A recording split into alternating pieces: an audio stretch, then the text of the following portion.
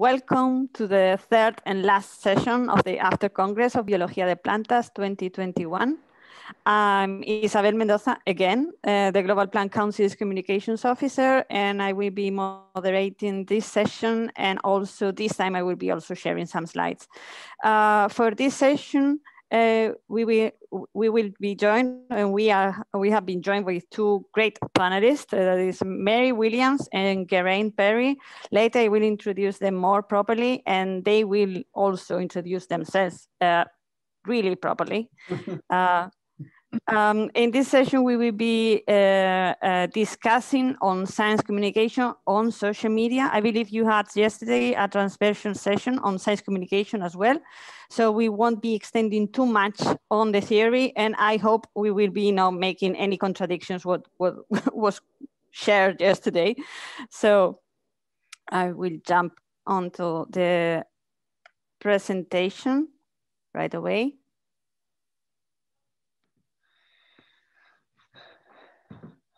So do you see it properly? Okay, thank you.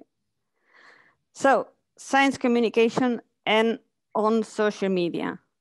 First, I always prefer to make a short introduction on what we mean with science communication when we talk about science communication, because it's quite broad. Also, most times we think it's just a tiny bit of science communication as the whole thing. Isabel, you're not, sorry, let me say, you're not on full screen, so we can still see your PDF. Okay, then I will go full screen.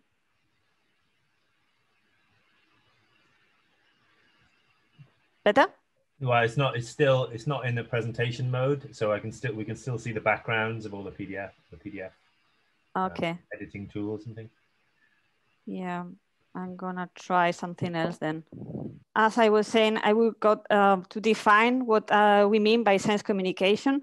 Science communication has three aspects of it. First one is popularization, that it in Spanish would be translated into divulgación. And the goal from popularization is make scientific knowledge understandable and accessible to the general non-scientific public. An example of this would be an article on a general newspaper or a documentary by David Attenborough. So this normally takes place between either a researcher or a communicator, that is the addresser, and the addressee is the general public. Then we have dissemination. Dissemination, that it's translated in Spanish lately as diseminación. The goal is to facilitate the uptake and use of results of scientific research, and we all do dissemination while being researchers, either by writing a paper or a patent, writing a preprint, going to a conference, sharing a poster. That all is dissemination. And it's part of the science communication. And then we have the public communication of science. The goal is to inform and interact with society to show how it can benefit from scientific research. And an example of this could be just the social media channels of a project or a lab sharing what they're doing on a daily basis. So these all aspects of science communication, they may divert on the goal, and they may divert on the who is the emitter and who is the addressee, but they don't diverge on the channel. For all of them, you can use social media. Social media allows you to create your personal brand, just to put yourself out and to make yourself findable for other academic members or the general public. You can share many different types of contents: text, images, videos, links. You can comment on current news. You can disseminate your papers. You can disseminate your preprints. This is quite useful because there has been some research that points out that sharing your papers and preprints on social media actually increase your citations. It could also help you to connect and be part of thematic networks. It helps you networking and also allows you to debate with others from the academic community or from the general public. So this is a very brief explanation on how to develop your own social media. You have to just to answer to a couple of questions. The what, the where, the who, to who, how, and when. That is the same questions for any communication, not just from science, social media strategy or science communication. The what, you have to think about, what do you want to share? Do you want to share just your work? Do you want to share your views? Do you want to share a little bit of your personal life as well in your social media? This is something that it's useful to think in advance before really jumping into the thing. Then you have to think, and it's connected with the what, the where. There are many different social media platforms that could be used. The most popular among scientists is actually Twitter, and we will be focusing on that today. But there are many more, and maybe it's not the useful the typically platform, but maybe you are very fond on that platform and it's very easy for you to use. I'm thinking maybe on Instagram that you have, you like making making photos and like to share them. And maybe Instagram is the right place to you. But also there are, beside the typical and general social media networks, there are others that are more focused on professional issues, like LinkedIn, or on scientific issues like ResearchGate, and of course, Plantae, that's absolutely completely focused on plant science. And then you have to answer the who. Are you going to manage these social media channels alone or with a team? And to whom? Who is going to be your addressee? The general public, other academics, just I don't know, teenage people. I don't know. So this is something that you have to adjust, to decide and adjust the type of content that you are going to share. And how are you going to share it? It's just which kind of language are you going to use? Very academic with a lot of slang, or are you going to make it more plain spoken for the general public? This is something that you have to decide in advance. Also the tone, are you being to be very academic, very institutional, or are you going to be more playful? The tools that you are going to use, in case you want to program your tweets, so you don't want to be hooked up to the phone all day and just to program some tweets during the day. You're going to share images. You're going to share text. This time of decisions you have to make in advance. And then the when. How much time do you have available? And also at which point of the day it would be more useful to you to make your publications. So I'm going to focus on Twitter. I don't want to make this very long. About Twitter and answering this question on the what, when, and how. So the what can be shared on Twitter? On Twitter, it's a microblogging platform. This means that there's the space for text is limited. And nowadays it's 280 characters, not including the links or the media. Then you can also share media like pictures, GIFs, videos, emojis, and so on. You can cite tweets, you can share links. As I said before, it's the most popular general platform for scientists. There is a big academic bubble in Twitter.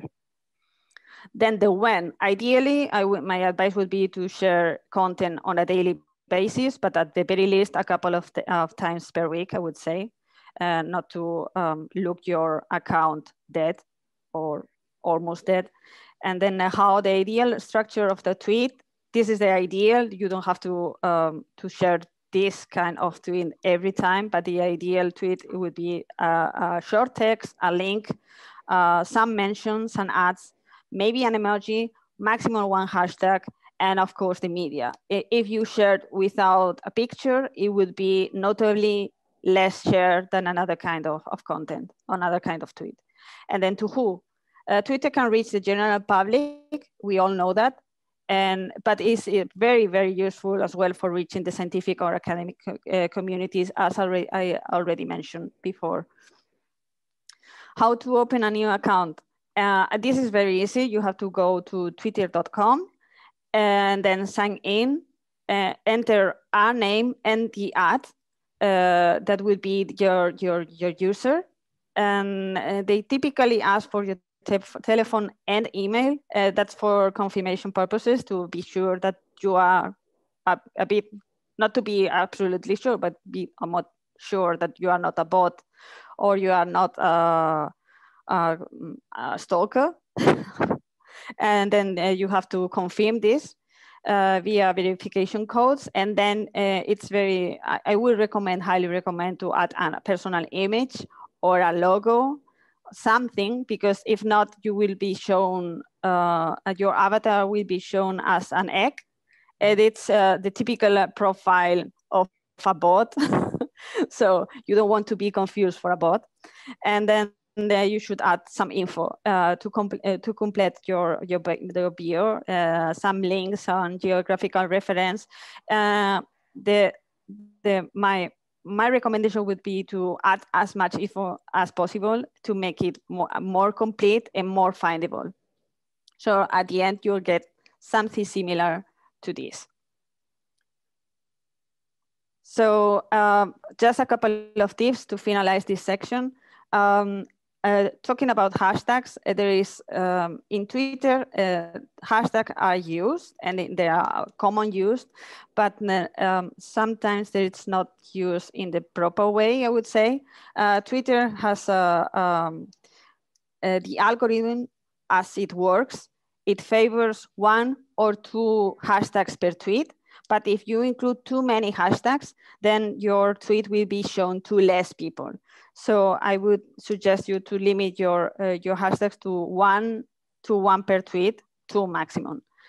And this is different in other platforms. For example, in Instagram, I think you can include as many as 30 hashtags without being penalized. But this is completely different in Twitter. And also, too many hashtags on a Twitter makes those tweets difficult to read and uncomfortable. So take that in mind. Then about engaging and interacting with other users, sometimes you will get into trouble by either by trolls or by other users that you will might get into fights. And there is this common discussion: what is best, blocking or muting? My advice would be to mute, because if you mute some account, they don't know that you are muting them. And if you block them, you will let them know that you are blocking them. So it's my advice would be to go into mute.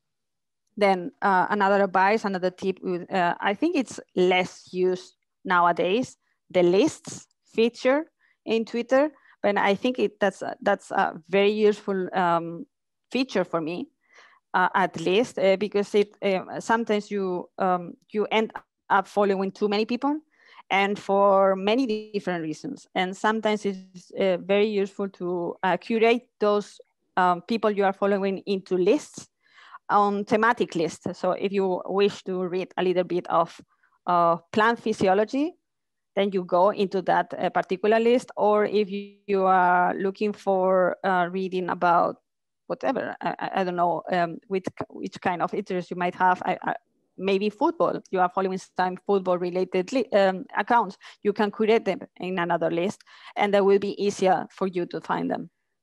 Then another advice, another tip would be to program your tweets. There are times of the day where more people are connected to Twitter, and there are other times of the day that Twitter is actually a complete desert. So if you put out your tweet at that time, nobody will read it, and it will be because nobody is there, not because the content of your tweet has anything wrong. So program your tweets. There are many different programs, and I think there is even Twitter has one that allows you for program your tweets. So just look for it. I've included here a couple of references of help resources by Twitter. So go there and just learn about it. And then also, and this is my last recommendation, use mentions in the right way. This is very typically that sometimes I see tweets also from quite prominent Twitter users, that they include their mentions, their ads of mentioning someone at the very beginning of the tweet. And how Twitter works is if you mention an account at the very beginning of the tweet, this tweet will be only seen by yourself, that account, and all the accounts that follow both accounts at the same time. So in the end, you get a lot less views that way. So, and with that, I've finished this very, very brief introduction into social media, science communication, and Twitter. And I will be introducing our panelists for today. So we have with us today, Mary Williams, that you will find her behind plant teaching in Twitter and in other social networks. She is perhaps the most efficient plant science communicator I know, but and I'm sure many of you already know her. And then we have Geraint Parry with us. Geraint is a multitasking type of guy. He is behind many of your favorite plant science accounts like Garnet tweets, and also since recently behind the Applied Association of Biologists, if I don't know if I've said that correctly, and also behind MASC and ICAR and many other things. So he will explain it much better. So I will give you now the floor.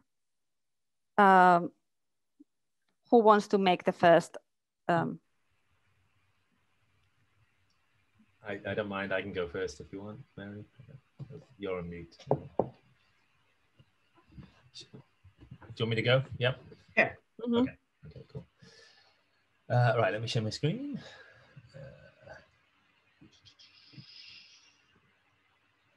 Okay, all good?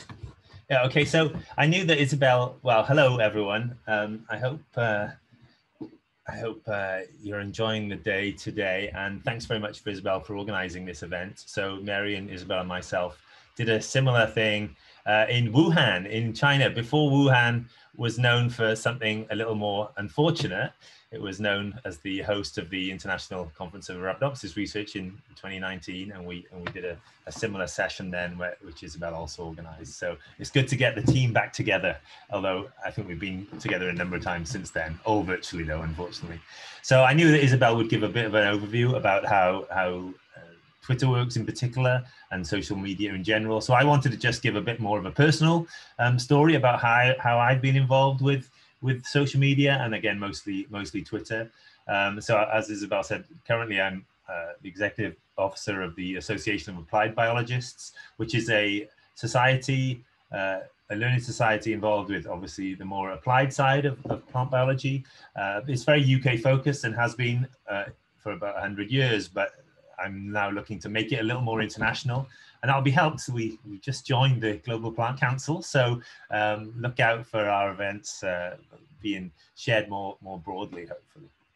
Okay, so I did my PhD at the University of Nottingham, so I'm going to take this through my timeline of employment. So I did my PhD at the University of Nottingham, and there was no social media as we know it now then, although there was something called Friends Reunited, which some of the older members might be familiar with, and that was very exciting at the time.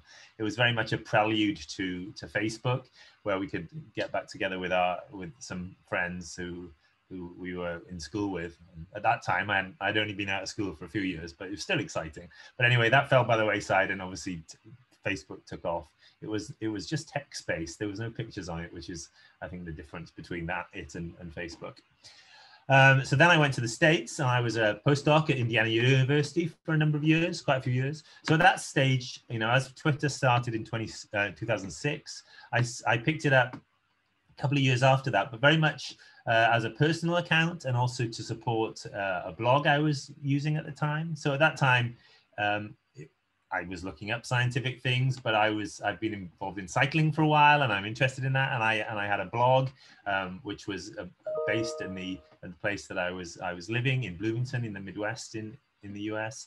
So I used that Twitter account very much to promote the activities of the blog and general kind of things about cycling, basically. So at the time, I think it was quite useful. I haven't used it for a while now, but so its followership is declining slowly. But Twitter followers do not decline very quickly. It's a real effort for people to unfollow you. So you know, it's still got 400 followers there.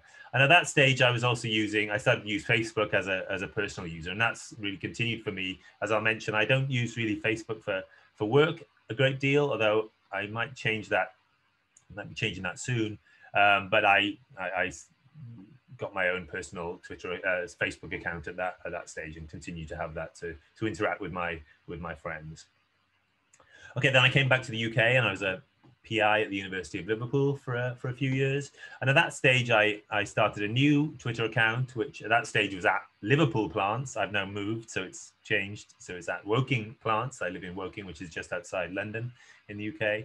And at that stage, I used that account for both personal and professional reasons. So to promote the science that I was doing, the events that I was involved with, but then also to use it to comment on different other aspects that I was interested in. So about sport and politics and different things. And I still maintain that account now, and I use it as my go-to for the things I'm kind of more interested in, things outside of work, let's say. And I will post more personal opinions on there about politics and other things, which I wouldn't do, and I'll mention why from my work accounts. So if you want to know more about the real me, perhaps, then that's the account where you'll get a bit more about that, and you'll see about cycling and football and politics and disappointment about COVID strategy in the UK in particular. So then I changed from a PI, so I moved kind of sideways into this new role as the garnet coordinator. So garnet is a grant, a project which is funded by the UK government, so the BVSRC in the UK, for almost 20 years, well, 20 years when it ultimately finished. And it was a project which was designed to support plant scientists, both in the UK and more broadly. And so really this was a professional account. So when I began with it in 2015, it hadn't had a great deal of traction at that stage, but I put quite a bit of time into promoting that. And I used it to support the activities of garnet, but also to support the plant scientists within the UK and more broadly. But the key difference between that and my personal account is that, as I said, it's funded by the UK government. So I didn't want to say anything which was controversial in any way, or express an opinion which maybe wouldn't have fitted with the broader idea of the group of people. So I was representing a group of people who were involved with the garnet role. So there was nothing personal about politics or sport or anything on there. I kept these things very, very different. And obviously this is continuing, even though the grant has ended now. This is an account that I'm still in charge of, let's say, and I still use to promote science where I can. And I'll talk a little bit about that in a moment. So what did I do through the garnet account? So this professional account. So as I said, I promoted our events. So we organized a number of training workshops and conferences. So I promoted those, promoted the outputs from UK researchers in particular. And at this stage, initially about Arabidopsis a lot of the time. So there's a hashtag that I use for almost daily tweets where I promote any new papers that are published by that have UK authors on it, and that's hashtag Garnet Research Roundup. So that comes out most days. I haven't done it for a couple of days actually, but most days at 1 o'clock UK time. So any new papers are there. So, and that, because it's going out to a mainly academic audience, gets a reasonable amount of traction most days, I think. But I also use that, as we built up the followership, then you've got the ability to influence people and to promote things. So I obviously promoted, global plant science events in the kind of academic or learned society sphere. And then critically, I think, and the important part of Twitter, and this is what Mary is so good at, and Isabel as well, and those of us who have slightly higher followerships, is that we can really amplify the outputs that other people have. So if you have a paper and you tweet about it, and you have a smaller number of followers, then it naturally doesn't go so far. But what we can do is support that by by retweeting that, and that can really help you get the message out about that. So we do that from personal people. Whenever I do a tweet for the research roundup, I always try and at anyone whose Twitter account I know exists, and I'll get to that in a moment. And then also support from learning societies. So I don't tweet much from businesses and things like that. It's very much supporting those people who are kind of doing science, maybe for maybe the more right ways, if you want. But a pro tip though, this is so I haven't got many tips in this, well, none at all, but we'll talk about, you know, our experiences in the roundtable a bit later. But when you do choose a name, as Isabel said, choose a name that's easily searchable. So when I do look to promote papers, I'll just type someone's name and Twitter, and you know, hopefully it will come up. And this is probably an issue we've had with Garnet, in that Garnet tweets doesn't mean anything to anyone who doesn't know what Garnet is. And that's probably be a bit of a hindrance for us building our followership. So the Global Plant Council, or plant teaching, is pretty obvious what they're about, but Garnet tweets doesn't mean anything to anyone. I mean, I've thought about changing that a number of times, but it's gone all right. And I think once people know, then they know, but maybe it doesn't go out to a broader set of people. If they're, you know, just kind of occasional visitors, you're more likely to follow in plant science or plant teaching or the Global Plant Council than something you might be not familiar with. So I would recommend using your name if you want to have your tweets amplified, rather than something you might be interested in, which maybe doesn't link so well to your science.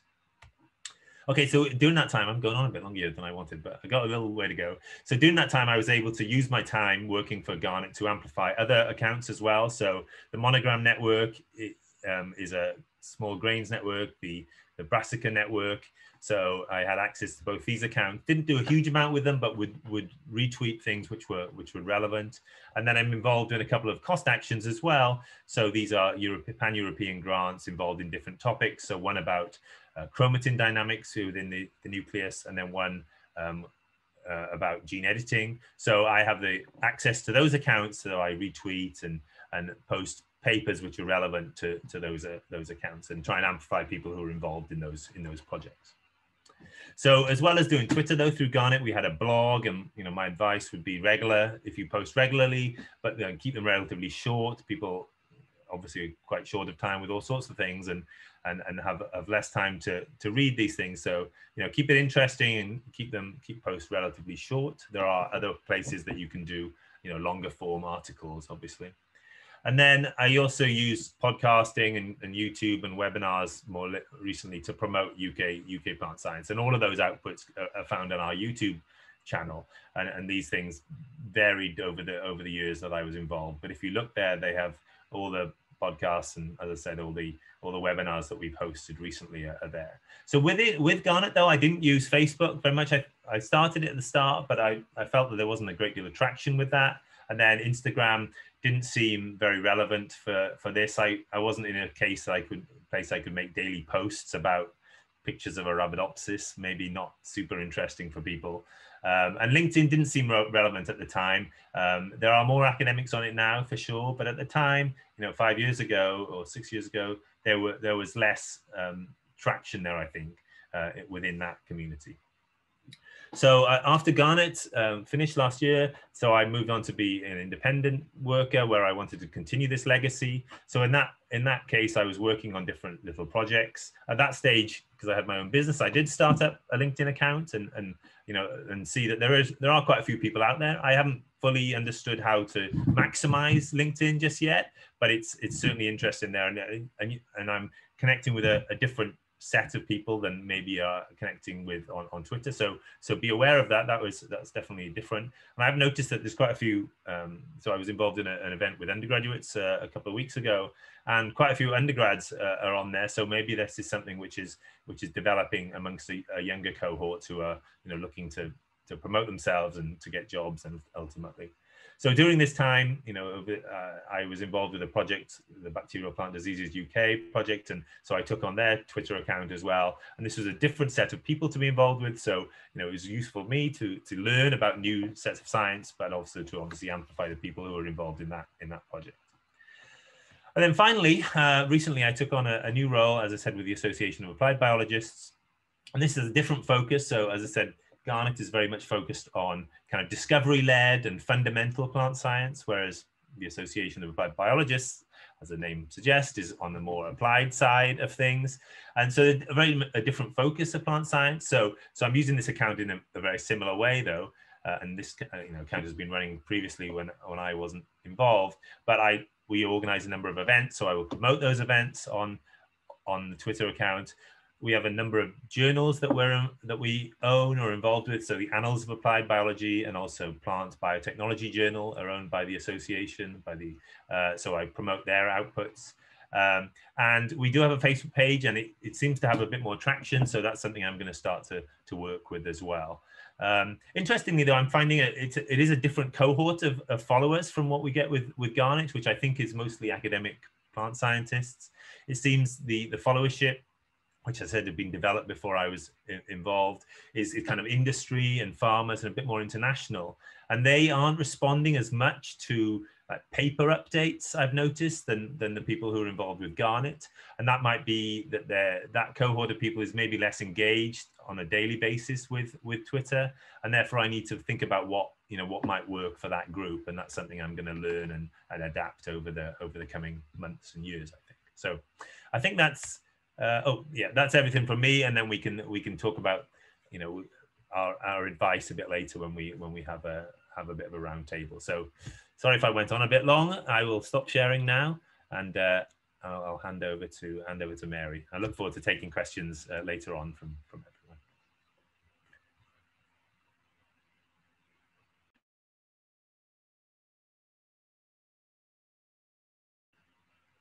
You're on mute. You're muted, Mary, just in case.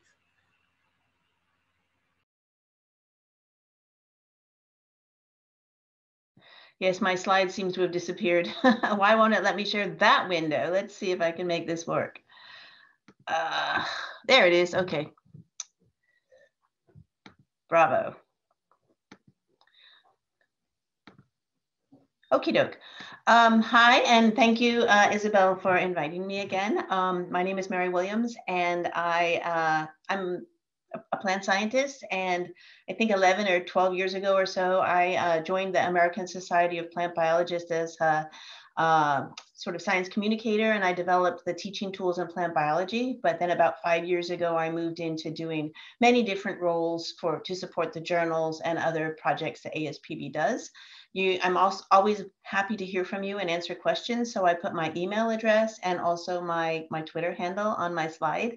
And fortunately, I was joined Twitter early enough that I was able to get a name that I liked. I know it's much harder now to get a name that includes the word plant or anything.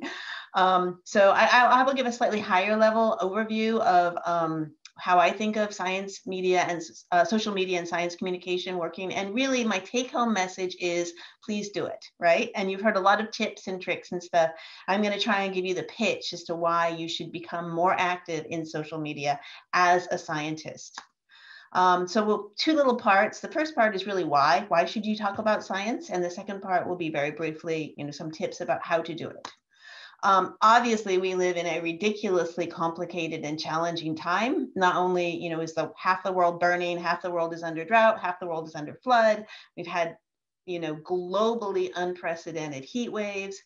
Then, of course, we get hit by this stupid virus. And now we have all sorts of crazy conspiracy theories about, masks are going to kill you. Cell phone towers are causing the virus. I'm not really sure how that works. But anyway, or you shouldn't get the vaccine because Bill Gates is injecting you with a microchip. I don't know. I mean, it's all over the place. So this is what how many people see the world. So, but what we know is that science can help us to understand and overcome or mitigate these challenges, right? We know that we're scientists. We are immersed in the world of science. We see what science really is and how powerful and effective it is. But many people have not had our opportunity to really learn what science is. They don't understand what we're talking about most of the time, or they don't trust us a lot of the time. So people are not always able to understand evidence. Like we look at these graphs and we say, don't open up, but they don't see the same thing we see, right? Or they hear this misinformation about cell phone towers and microchips and who knows what, and they can't really recognize what's what. So it's very important, our job. I know we're all plant scientists, but we're also scientists more broadly. And by participating in this open forum communication, we can help amplify trustworthy information. So this is just a meme that my son sent me a few days ago, which I thought was sort of funny. Maybe it's not as funny as it should be, but anyway, you know, when we think of research, we think of controls and hard work and experiments. But sometimes out in the social media world, you meet an anti-vaxxer, for example, and they say, well, I've done my research. Right? Well, that's not research. But the truth is, to many people, that is research, right? I looked on my phone, you know, and somebody said I shouldn't get a vaccine. So the more we can be on their phone, in their face, kind of trying to dispel some of this misinformation, the better. And truthfully, you know, these are global problems that affect everyone. We can't have some people behaving appropriately and some people behaving inappropriately. We've already seen that that doesn't work. Even with something as simple as a viral pandemic, everybody has to cooperate. And again, there's many different places you can be out there as a scientist. We've mentioned all of them already. Some people will have an affinity for one or another. I meant to put the TikTok logo there, but I didn't get around to it. But TikTok's kind of a new one that a lot of people are engaging with, which seems quite fun. So briefly, that was the sort of why, and now very briefly, the how. And this is, I think, the part that is the most important, which is, again, you know, thinking of someone who doesn't have the background in science and maybe feels skeptical. Many people feel skeptical about science. You know, they think of scientists as corrupt or out of touch. They often think that we get lots of money from big pharma or big ag, right? I mean, I'd like to see some of that money myself. I don't get any money from any of these people, but hey, you know, that's in their mind. We're all corrupt because we're taking money from people. So we have to really present to them as ourselves and as people that they should trust.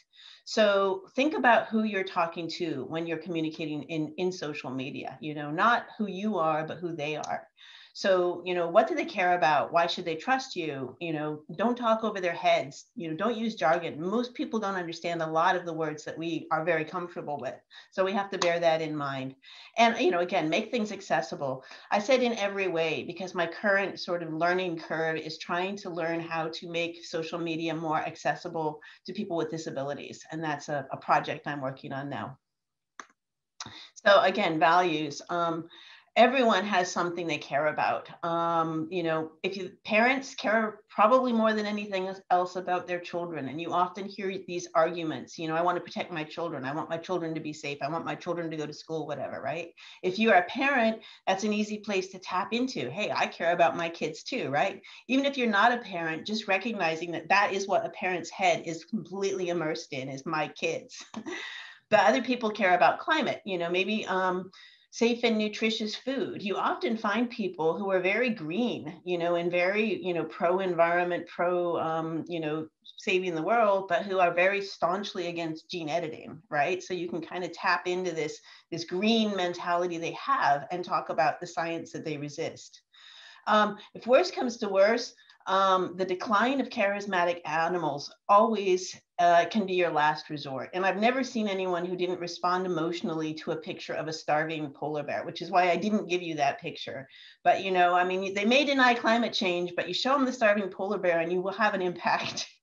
But again, listen to what they're saying. This is if you're having a dialogue, but even if you're not, imagine what they care about, imagine what they're saying, and, you know, really try to hear where they're coming from. If they really believe that a vaccination is injecting them with a tracker, maybe, you know, you can try and understand where that idea comes from. I don't understand it, but, you know, it's something we can try and understand. This is a really cute paper. This is about trust, right? And again, if scientists think I mean, if the public thinks that scientists are corrupt or horrible or out of touch or something, this PLOS One paper, it was just a really nice study where they looked at people's attitudes towards science and scientists, and they used selfies. And they said, look, here's some nice, happy people, and this is what they're doing. You know, is science good? And people said, yeah, they're trustworthy, you know, because look at how nice they are. So I think this is a great one to encourage you to just be on social media and say, hey, I'm a nice person and I'm a scientist. You know, not all scientists are these ogres you have in your mind. So look that one up if you're interested.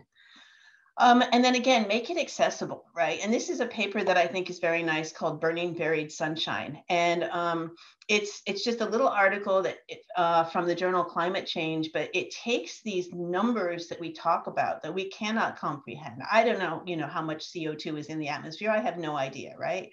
But I can understand these little facts. So I think it's really fun to come up with a challenging scientific question or problem and turn it into a little fact that makes sense to somebody, that makes it accessible. So this is one of my favorite facts, is that 1 gallon of gasoline comes from 89 metric tons of ancient lycophytes and ferns. And you think about how much solar energy went into the photosynthesis that's captured underground in these fossil fuels. Well, that's about 89 elephants, right? So 89 elephants packed into a gallon of gasoline. Or another way of looking at it is that, you know, a compact car will go about 500 meters per ton. So it kind of, to me, raises the awareness of how much energy we are burning with these fossil fuels and how much energy we're releasing into the atmosphere. So again, that's one of the things I enjoy doing, is thinking about these challenges. How can I make this something that will mean something to somebody, right? So my challenge for you really is to participate.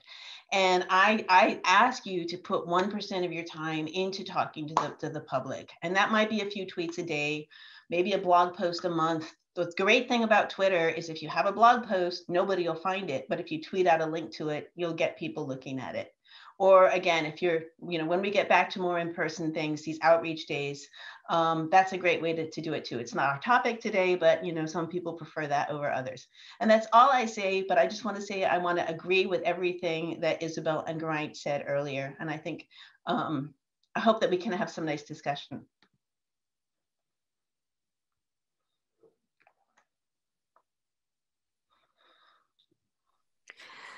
Thank you, Mary and Geraint. So, cool. Okay. Now is the floor is open for questions. Also, we are going to have a nice chat between the three of us. So until the first questions come in, I would like to ask you both something. I think I know the answer, but in any case, did you have any training on how to communicate on social media? And if so, and if you don't, doesn't matter, do you think it's useful, such trainings? Mary, do you want to go? No, I gave a talk in the ICAR meeting, the Arabidopsis meeting, and I actually sat in between Ruth Bastow and Sarah Blackford, and they showed me how to use Twitter. So that was my training, but trial and error, and they have great analytics. And again, I mean, now, you know, trainings and blogs and things give you all this stuff, but I was sort of learning in the early days and trying to understand and like figuring out that having a picture made a tweet more visible. And I have a little folder on my desktop that's called Good Pics, you know, and it's free open access things. So if it's not a picture of a plant, you know, I can have a little cartoon of somebody shouting in a megaphone, right? These kinds of things.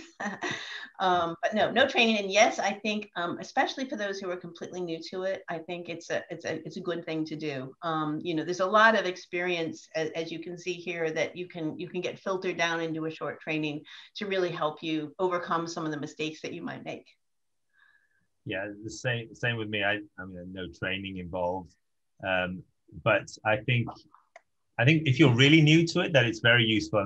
And extended off the back of this talk I just gave is a whole other presentation where basically go through like the anatomy of a tweet and things like this. So because I know if you come to it and you're not familiar, then @ and hashtags and things are confusing really. So I think that can be helpful just to get that basic knowledge of how things work.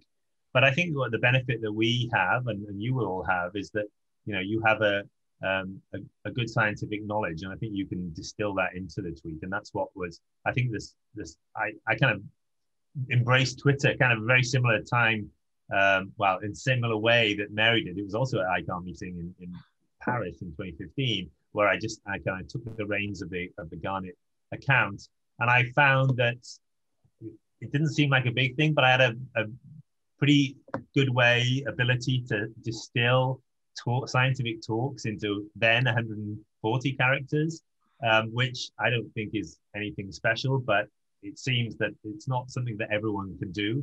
But I'm relatively able to do that. Maybe because I'm only listening a little bit at a time, and I just pick up that bit. But it's yeah, I think you just have to see what works for you. And as Mary said, there's a lot of analytics can tell you what tweets work out. And as I said, I'm kind of learning that again now, because I am trying to communicate with a whole slightly different group of people. I know it's not massively different, but it is slightly different. And I'm trying to work out what will work a little better, and maybe with different times of the day and things like that. So yeah, it's but I think if you're very new to it, then it's good to get the basics set down and then just go for it. There's nothing to lose really. Mm-hmm. There is a question coming in, so I'm going to. It's more like a comment, but I'm going to read it out loud. We get paid by society, and reaching out is paramount to maintain and gain acceptance, showing that science is important for our survival and important as papers. Do you agree? I mean, you broke up a little bit, but I can read the question. Yes, it's showing that science is important. It helps maintain what we have is as important as papers. Oh. Yeah, I wish that universities agreed. I mean, the problem is every scientist I know has a contract, right? And their contract does not say, in most cases, engaging with the public is important. And I think it's something that most people do in their free time. And it's wonderful when we have early career scientists. Postdocs, I think, often will do it because they know they're in the job market and they want to get their name out there. But once they get into this kind of, pre-tenure faculty position, they know that their job is based on whether they get papers and journal articles. I mean, grants. So there is you kind of see these waves through someone's career when they do or don't have time. But I really wish that universities recognized its value. So let me ask you a question then off the back of that, Mary, because I know, ASPB, you have a number of early career fellows. I can't remember exactly what you call them, but a global set of people who are involved with promoting ASPB through Twitter and through writing blog posts and actually having some small papers in Plantae and Plantae. So have you got any feedback from those people, whether it's helped them in their future endeavors or not? Or who knows? Well, I believe it does. Yes, I mean, undoubtedly, we get feedback. There's a bit of a question of do we select people who are already on a path to success, and then we can't take credit for it. We don't have a control group necessarily, right? But yes. They get experience, it's simply a line on their CV. And my philosophy is if you're going to ask somebody to volunteer their time, give them a title and something they can put on their CV. Mm-hmm. And I mean, from my perspective, I think that it helps if you just raise your profile a little bit. So ultimately, it's true that if you're going to get a really good academic job, you do need to show that you can produce papers. I mean, we can't get away from that. And there's still a bias towards certain journals and things, and that's going to be around for a while. Whereas it's maybe flattening out a little bit. But to get in the door, I think if you're a known person, if the interviewers know you, then they're more likely to think, oh, this person's involved. I've heard of them.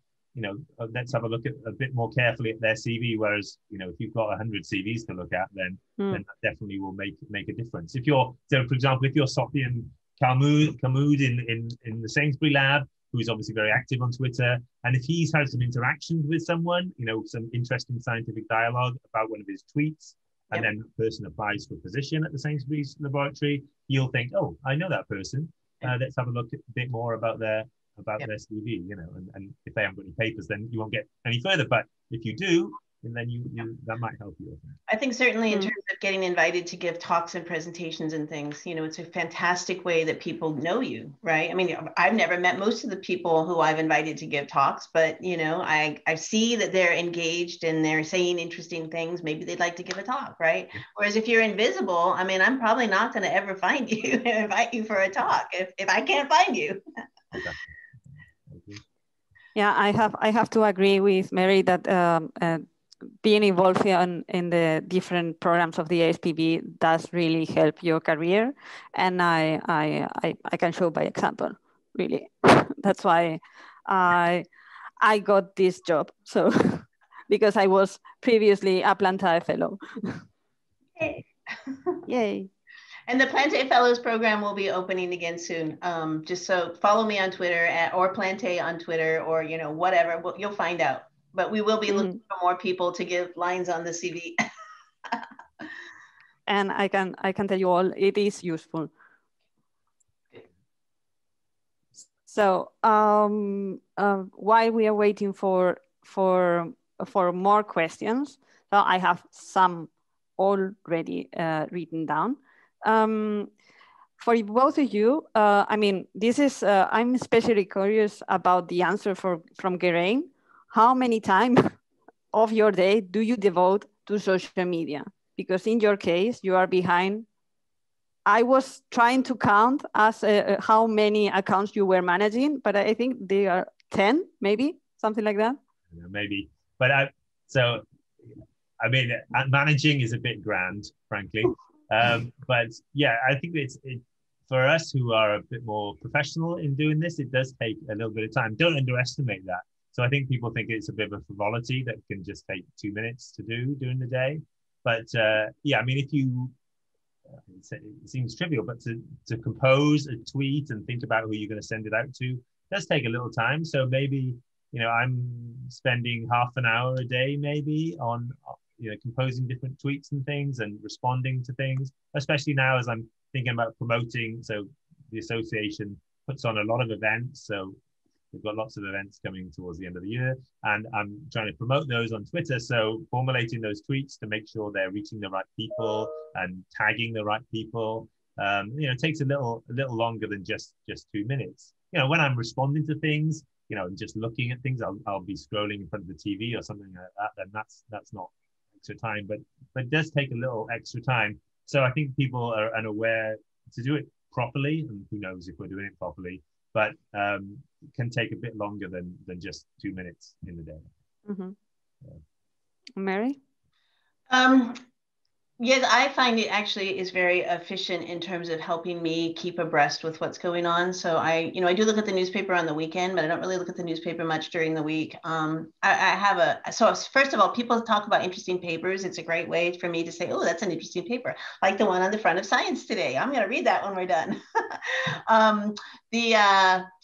The interesting thing is I was on Twitter chatting with people, and there was an earthquake in somewhere, and someone said, oh wow, there was an earthquake, and it was a pretty big one. And I went to the newspaper site, and the newspaper site didn't talk about it for like 20 minutes, right? So I mean, if something big and important happens in the world, people will talk about it on Twitter. Even if you're immersed in a conversation about, Pseudoapical meristem, someone will say, oh wow, something big happened, right? So you don't need anything else.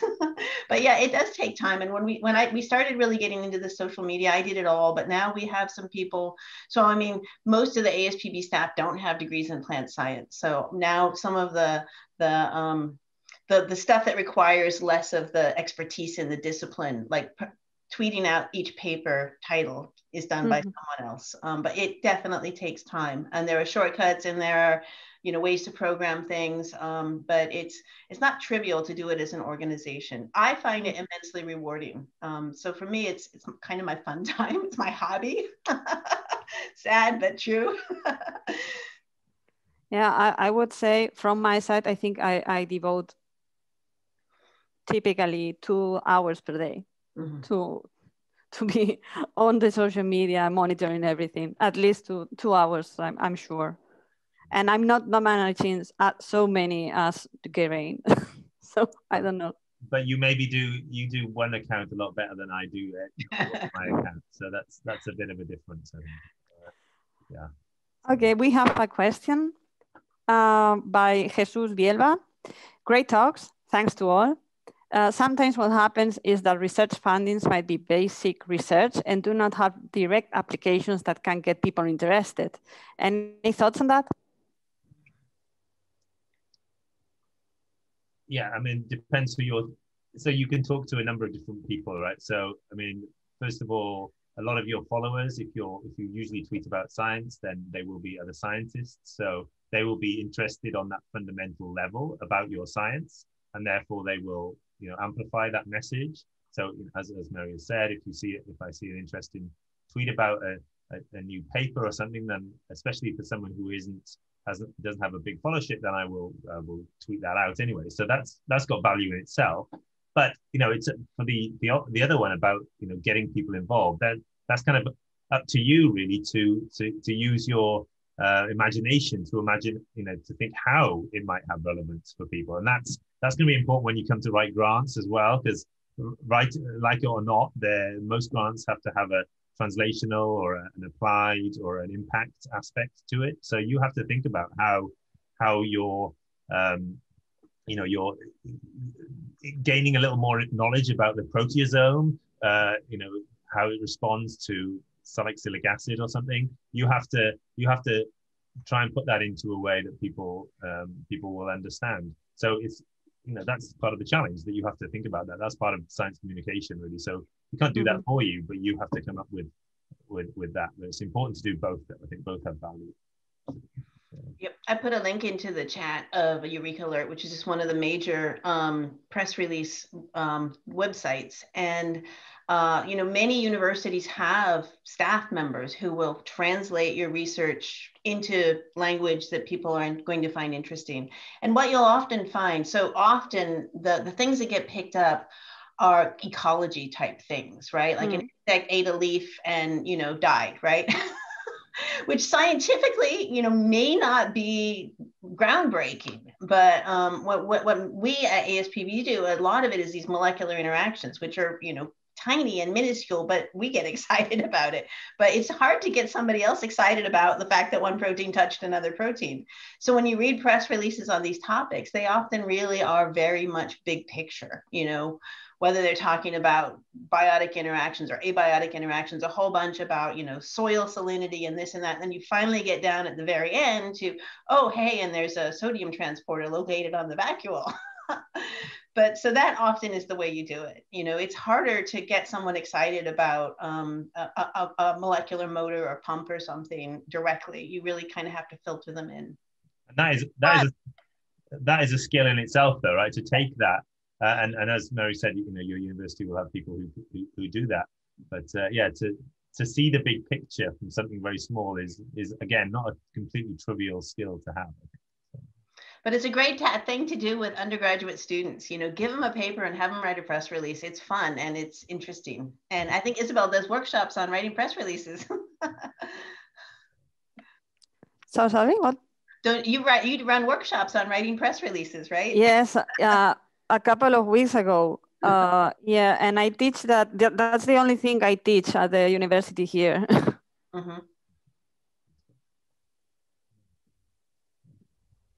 Yeah, so I've been asking, and we have some extra time if someone else wants to pose a question. I have several. I mean, yeah, about the how to digest a scientific paper, specifically on Twitter. I think the best way is not only to make the connection with the real world, as Mary has already commented, but also I think it's a great tool to use, specifically in Twitter, the Twitter threads. That way of presenting a paper and the discoveries and the conclusions, I think it's very useful, and it's very not only useful, but it can be impactful. But there is a right way of making threads, as anything. I mean, there is a right way of tweeting also as well. So I think you both have some experience on threading. Do you want to comment on that? I put a link in the chat again. This is the one I mentioned that I want to look at on Twitter later. Francois Parry has the cover of Science, and it's a beautiful thread. Everyone should study this and learn how to do it. But it takes step by step through the paper using not the images from the paper, but nice images and pretty pictures. And, you know, that is brilliant. And, you know, if you have a paper coming out, set this up as something that you can tweet about. And it's fun for everybody. It's interesting, you know, you get the big picture, it's got nice pictures. And again, it's a good challenge for you. And I think these are the things that universities really should be, you know, encouraging us to do. Yeah, absolutely agree. So, I mean, this is something I've seen a lot more of recently, and people doing it really, really well as well. That you know, some papers have been really, you can explain it over 10 tweets quite nicely, and it's worth your time. So if you have a paper coming out, so take an hour to compose a thread, and you can compose this all on the standard Twitter interface. So you write the first tweet highlighting what it is, and then you can go through each figure or each important discovery, and it's well worth doing that. And I will use threads for we had a paper last year about networking and things that I put different things in, or if I have a report that I publish, then I will do a thread on that about the different aspects of it. And I think people are more, I mean, you do need a catchy first tweet though, because otherwise the rest of the thread might get a bit lost. But if you can get people in with that first tweet, about the paper, about what it is, or what the document is, then it can be a very useful way of doing that, and it will be amplified more and more. So. Yeah, I totally agree. As you know, we had this SciComm contest this year that was on Threads, and some of them they had, I think, they reached the 200 retweets, I believe, because the best ones, of course. So if you put some effort, as Geraint said, 1 hour could be it, especially if you have already written the paper. It's not that you are coming with a thread out of the blue. It's something that you are already willing to share. So you have to put just in other words. And the first tweet is of capital importance. So if you compose the first tweet with I would say not just the catchy text, but also a very good image, or I would advise also a short video or a GIF. It can blow up. It could go actually viral. Yeah, I mean, that one looks really interesting, Mary. I haven't seen that yet, so it's nice to see cauliflowers on the front page of Science, on the front cover of Science. That doesn't happen all the time. So. No. Yeah, I think the cover of Science is a bar that maybe you don't have to reach. Yeah, I think if you can put the cover of Science and say, this is my paper, you don't have to compose any good tweet. That would do the job. I mean, yeah, it's great.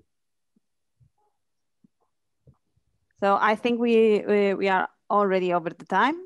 I mean, if you apparently there are not so many questions right now. I think you have all the contact details from all three of us. They are easily available, not only on Twitter, but also if you put our names on Google, you will find us 100%. So thank you, Mary, and thank you, Geraint, for being here. Before I go, Isabel, can I just do a quick promotion? Of course. So one of my roles is that I organize, I'm the main organizer of the Arabidopsis meeting, which is next year's Arabidopsis meeting, which is going to be in Belfast in the UK. And applications now open for community sessions, so people to organize sessions within this meeting. So it's, as I said, it's in Belfast, and Belfast, Northern Ireland, is where Game of Thrones was filmed, the majority of, hence the logo. So these are applications available for anyone to apply to host a concurrent session on anything you'd like, really, on a hardcore scientific topic or something a bit lighter, let's say, if science communication is lighter. And these 90-minute sessions, 2 free registrations for everyone that's selected, and the closing date is the 15th of September. So you can see the URL there for for the meeting. So go and have a look, and please submit application, and the Science Advisory Board will consider it with everything else. So just a bit of advertising there. Thanks. Sorry, Geraint, I didn't thought of that myself. So I'm also going to share some promotion. Please follow the Global Plan Council in case you haven't done it yet. And thank you all for your attendance. Thank you all for being the three, thank you for to the audience who has been here for the 3 whole sessions. Thank you, Mary and Geraint, again for be willing to be here again with me for another SciComm panel, and see you soon. See you very soon. Hopefully earlier than Belfast next year. Yes, in person, hopefully, who knows. Thank you everyone for your attention. Yeah, thanks so much. Thanks for your contribution. Interacting with you. Bye-bye. Bye-bye.